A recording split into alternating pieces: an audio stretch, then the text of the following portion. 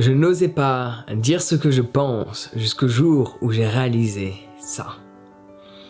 Durant longtemps, j'osais pas m'exprimer, dire la profondeur de ma pensée, parce que je pensais que les gens allaient me juger.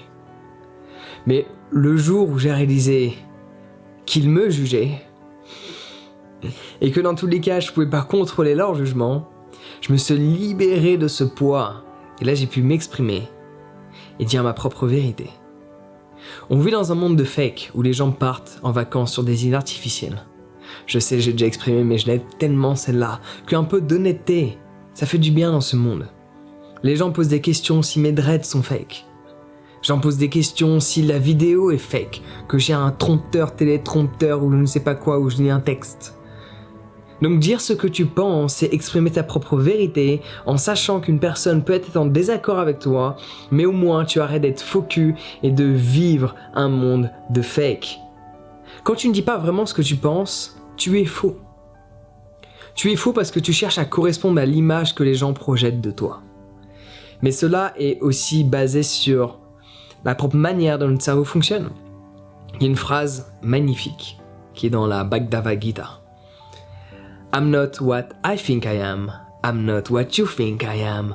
I am what I think you think I am. Je te l'ai dit en français. Mais en français, elle crée de la confusion dans mon mental. Je ne suis pas ce que je pense.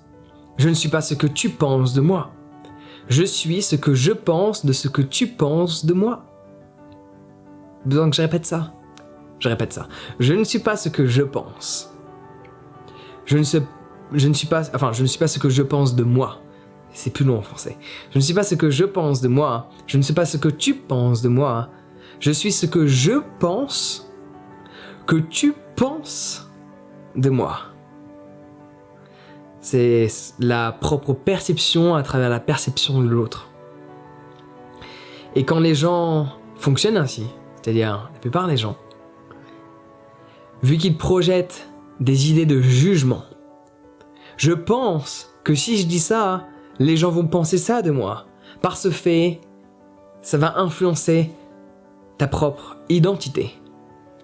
Admettons que tu as différents discours qui peuvent être mis dans certaines boîtes. Si à un moment donné, il y a X nombre de personnes où tu penses de par la société, admettons tu as un discours sur certaines religions, tu as un discours sur certains cultes, tu as un discours sur certaines idéologies bien spécifiques. Et vu qu'il y a des gens qui ont ces mêmes discours, ces gens-là sont déjà dans une boîte, à ce moment-là, ces gens peuvent te mettre aussi dans cette boîte. Donc tu vas penser qu'ils vont te mettre dans cette boîte. Et cela va influencer ta manière de te percevoir. On est d'accord là-dessus? Donc, le jour où j'ai accepté que les gens allaient me juger, mais que leur jugement ne devait pas déterminer qui j'étais, j'ai commencé à dire ce que je pensais. Et dans tous les cas, le jour où tu réalises, et ça c'est le fait de faire des vidéos, de faire des conférences, de parler devant beaucoup de personnes, m'a grandement aidé à réaliser cela. Quand je dis quelque chose, je peux pas plaire à tout le monde. Il y a des gens, ils vont pas comprendre. Il y a des gens, ils vont comprendre, mais pas aimer ce que je dis. Il y a des gens, ils vont comprendre, mais aimer ce que je dis. Il y en a, ils vont comprendre, mais pas vivre ce que je dis. Mais ils aimeraient bien le vivre.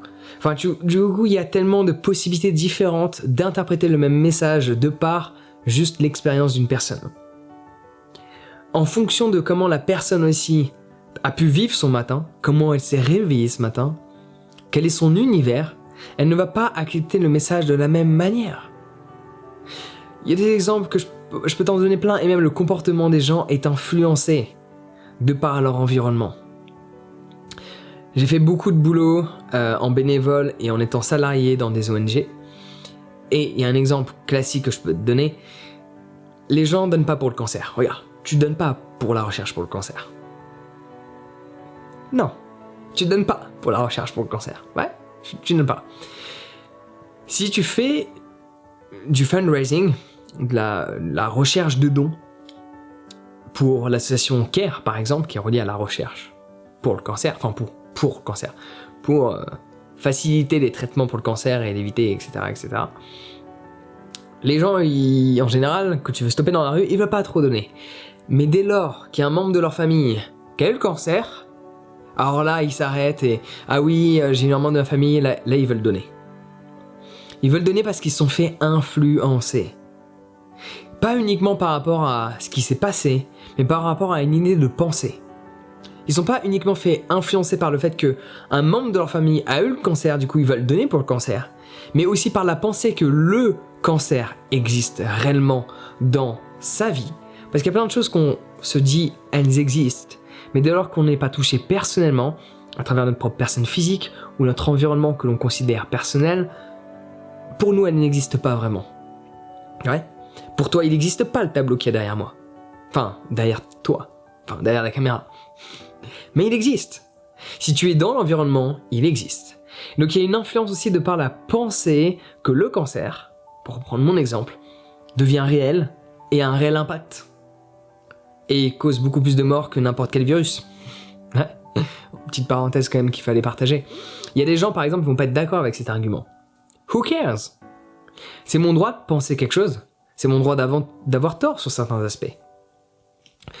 Un des problèmes sur lesquels les gens ont des difficultés, outre que celui de comment les gens vont percevoir qui ils sont, à travers leur jugement, et qu'il peut y avoir du coup une séparation de par qui la personne est et qui l'autre est, parce qu'à ce moment-là, la plupart des gens, vu qu'ils sont extrêmement conditionnés, ils vivent dans des boîtes, c'est pour ça qu'il y a la droite, c'est pour ça qu'il y a la gauche, c'est pour ça qu'il y a les libérales, c'est pour ça qu'il y a plein de boîtes identitaires.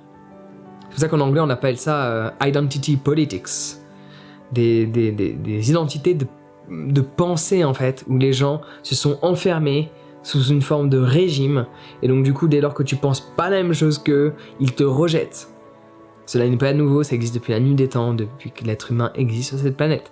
Cependant, on est censé être plus évolué, être ouvert d'esprit, et être dans une boîte, parce qu'on sera toujours conditionné par la société, mais être au moins dans une boîte à ciel ouvert, où on puisse quand même sortir, regarder ce qui se passe. Et il y a plein de gens, de par la situation actuelle, de par les peurs qu'ils expérimentent, sont renfermés dans leur boîte et n'arrivent pas à sortir en dehors des boîtes pour regarder « Ah tiens, il se passe ça là-bas. Je pensais que c'était pour mon bien qu'ils faisaient ça. Ah d'accord. » Ça, c'est quand tu sors de la boîte et que tu arrives à voir quelque chose que tu ne voulais pas voir. Parce qu'avant, il y avait un mur devant toi. Tu voulais pas percevoir ce qu'il y avait derrière. Parce que regarder signifie changer. Et signifie se libérer de l'identité que l'on avait qui correspondait à un groupe.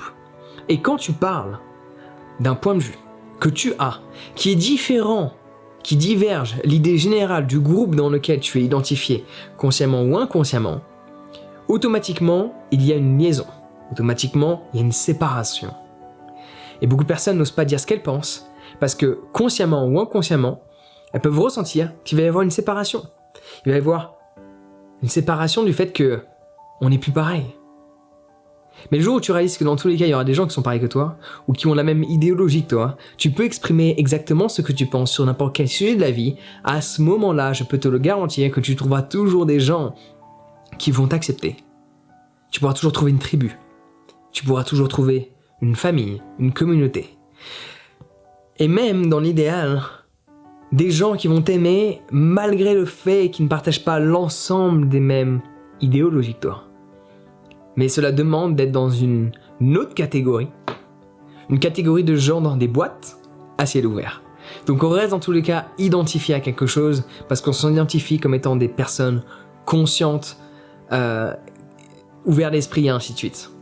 L'identification à une idéologie sera, d'après ce que je pense, bel et bien toujours présente. Même s'il y a des gens, ils se disent « Non, moi je suis pas identifié, bullshit. » Non, BS, non, c'est sûr que non. Ça demande un travail énorme. Déjà, de prendre conscience de l'endroit où on est identifié. Donc c'est une des raisons pour lesquelles les gens n'osent pas s'exprimer, parce qu'il va y avoir cette séparation. Et autre facteur, c'est qu'on va les mettre dans des boîtes, comme je te dis précédemment. Donc il y a plusieurs facteurs. On va les catégoriser dans des boîtes où il peut y avoir encore plus de jugement et de persécution de par le fait qu'ils sont mis dans une catégorie où ça peut être des anti quelque chose. Tu veux pas être dans les catégories anti quelque chose. Après ta vie est plus ou moins finie. Il y a une autre possibilité, c'est qu'il y a un rejet des gens qui te sont proches. Et aussi, il peut y avoir le simple fait que ton environnement change considérablement et considérablement bouleversé de par ces différents aspects. Et tu te retrouves seul pendant une certaine période. Et la solitude, malgré le fait qu'elle peut beaucoup nous apprendre, a pour beaucoup d'entre nous, dans nos gènes, enfin pour 100% d'entre nous, dans nos gènes, un symbole de suicide d'une certaine manière. Parce que quand tu es seul, tu es séparé du groupe. Dans nos gènes, être seul signifie être en danger. Unis, on est fort, seul, on est faible. C'est quelque chose qui a été étudié depuis des siècles. Ouais. C'est une des raisons pour lesquelles les gens n'osent pas dire ce qu'ils pensent. Mais le jour où tu réalises que tout ça, au final, c'est pas vraiment essentiel. Parce qu'au final, final, tu trouveras toujours des gens qui vont t'accepter. Même s'ils n'ont pas la même idéologie que toi, il y aura des gens qui auront la même idéologie que toi. Il y a des gens, ils vont juste fermer les yeux et ne pas dire ce qu'ils pensent. Mais en fait, qui vont t'accepter. Mais ils vont pas vraiment t'accepter. Parce qu'ils vont pas vouloir dire ce qu'ils pensent sur vraiment qui tu es par rapport à certains aspects. Ils vont accepter certains aspects. D'ailleurs, prends en considération que la plupart des gens, quand ils se disent t'aimer, c'est très rare qu'une personne t'aime complètement. Ils vont aimer certains aspects de qui tu es. Parce que malgré qu'on essaie d'être la même personne dans chaque aspect de la vie, on a une tendance à avoir un caractère légèrement différent quand on est avec des amis, quand on est avec des gens qu'on connaît, quand on est avec des collègues, quand on est avec notre famille, quand on est dans un environnement inconnu, quand on est dans un endroit où on ne parle pas la langue, quand on est confronté à une difficulté de stress, problème financier, quand on a une grosse évolution positive. Quand on vit quelque chose de positif, ça peut être perçu négativement, parce que notre comportement peut être influencé. Et quand notre comportement est influencé, les gens peuvent nous voir différemment. Et la pensée, dire ce que l'on pense, influence ce comportement. Bon. Je divague un peu. Dis ce que tu penses. On vit dans un monde où les gens n'osent pas dire ce qu'elles pensent. Dis ce que tu penses. Et un avis. Par contre, c'est bien de l'exprimer en fonction de ce que tu penses, que parfois de le dire. Je m'y connais pas, mais je pense. Déjà, un des éléments que ces derniers temps, avec tout ce qui est la situation actuelle, du Covid et tout ça, les gens oublient de dire ce début de phrase. Je m'y connais pas, c'est pas mon sujet d'expertise, mais je pense. Ça, c'est bien. Et personnellement, dans mon quotidien, dis-moi si tu fais comme moi, quand je suis persuadé de quelque chose, je lâche pas l'affaire. Quand je suis persuadé de quelque chose, soit en fait je dis rien parce que je sens que c'est pas nécessaire d'avoir une discussion avec la personne, parce qu'elle est pas assez ouverte d'esprit pour prendre mon point de vue en considération, soit je lâche pas l'affaire. Et quand je sais pas, soit je me tais, je ne l'ouvre pas, soit je dis je pense. Mais quand je sais, je dis je sais.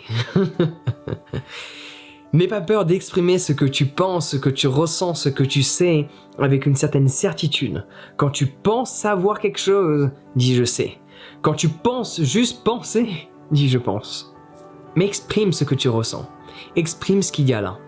S'exprimer nous aide à nous libérer. S'exprimer à travers l'oral, s'exprimer à travers son papier, juste partager qui l'on est. Il y a plein de gens qui n'apprécient pas ma tête, il y a plein de gens qui n'apprécient pas ce que je dis. Who cares ? Moi, je m'apprécie, c'est le plus important. Et je sais qu'il y aura toujours plein de gens qui vont m'apprécier de par mon honnêteté. On vit dans un monde où il n'y a pas assez de gens honnêtes, il y a trop de gens superficiels et on valorise cette superficialité à travers un culte d'Instagram, un culte de la personne, même à travers le yoga où on représente uniquement un seul aspect, l'aspect du postural. Voici ce que j'avais envie d'exprimer.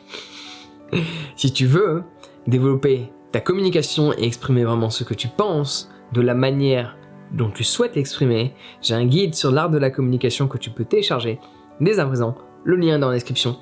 Tu peux le télécharger dès à présent. J'ai déjà dit une fois, je crois. Bon. Tu peux le télécharger dès à présent. Comme ça fera 3 fois. Un petit chiffre qu'il y a juste là. Anyway. Je sais pas. Pourtant, de base, je fais pas les vidéos à cette heure-ci. Mais là, je me sens plein d'énergie. Dis-moi ce que tu as pensé de cette vidéo dans les commentaires, n'hésite pas à structurer ta pensée, à me la partager, exprime-la, dis ce que tu penses, peu importe ce que j'en pense, exprime-le. mais en fonction des catégories dans lesquelles tu peux être positionné, fais en sorte de l'annoncer d'une certaine manière. C'est le seul conseil que je vais te donner, parce qu'il y a des catégories dans lesquelles tu n'as pas envie d'être, parce que tu n'y appartiens pas, mais de fait d'avoir un certain discours structuré d'une certaine manière, on te met dedans. Que si tu fais en sorte de structurer ton discours d'une certaine manière, on peut potentiellement ne pas te mettre dans la boîte des gens qui portent le même discours, parce que tu ne l'as pas structuré de la même manière. La structure est importante. C'est comme la texture d'un tableau. Ça a de l'importance. Le relief, la texture, le toucher. Anyway, sur ce, prends soin de toi et passe une excellente journée.